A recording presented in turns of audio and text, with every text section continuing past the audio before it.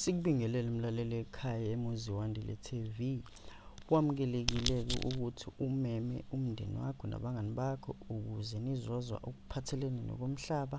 Bengicela-ke nipress u-subscribe button uma nihlangana naleli page, ukuthumelele imiyalezo yezwe ukuthi kuhambiselana nani okwenzekayo manje. Ezingenayo-ke manje sekuvele enye impi phakathi kukaHelen Zille kanye nomnumzane uFikile Mbalula.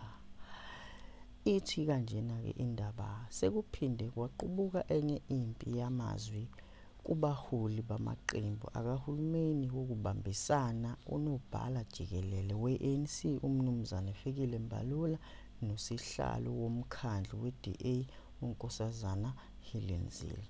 UMbalula useveze ukuthi unkosikazi Helen Zille abamncengile ukuthi ahlale kuhulumeni wokubambisana, wathi angaphuma uma engasathandi ukuhlala.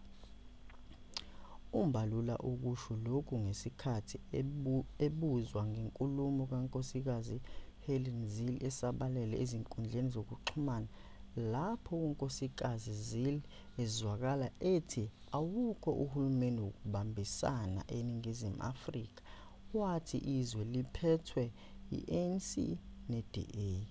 Kwividiyo esabalele ezinkundleni zokuxhumana, unkosikazi Zille uzwakala ethi i-DA ne-ANC bavumelana ngokuthi babuse ngokubambisana. Uthe uMongameli Cyril Ramaphosa uyena-ke owaba eseshintsha ethi kuzoba nohulumeni wokubambisana ngoba efuna ukuthi amalunga e-ANC asheshe amukele ukubambisana kwalo nemaqembu. Kule nkulumo unkosikazi Zille uphinde ezwakala ethi inhloso yabo ukuthi i-ANC igcine iphumile emandleni. UMbalula uthe bona bazi ukuthi izwe liphethe uhulumeni wokubambisana.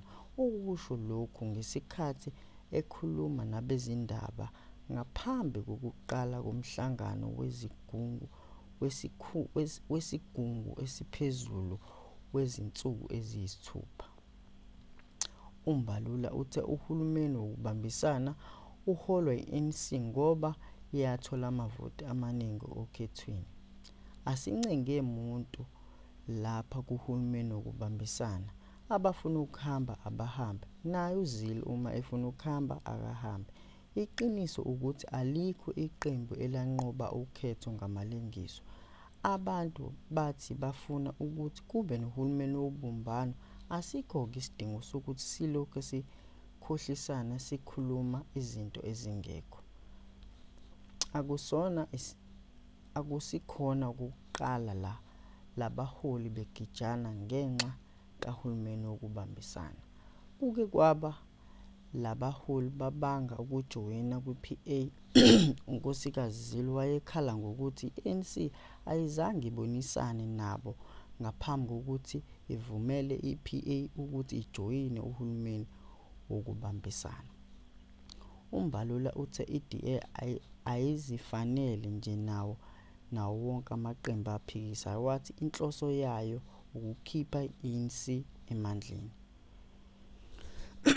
Ekhuluma ngomhlangano wesigungu esiphezulu wezinsuku eziyisithupha oqale izolo, uMbalula uthe bazoxoxa kabanzi ngemiphumela yokhetho baphinde baqhamuke nomhlahlandlela. I-ANC ayizange yenze kahle okhethweni langoMeyi njengoba yathola ngaphansi kuka-50%.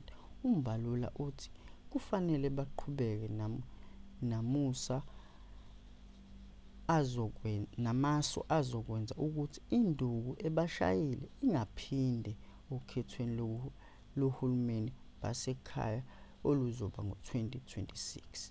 Ngiyabonga mlaleli ekhaya, bengicela-ke upresse u-subscribe button, utshele nomakhelwane nabanye ekhaya, niphephe njalo, nisale kahle.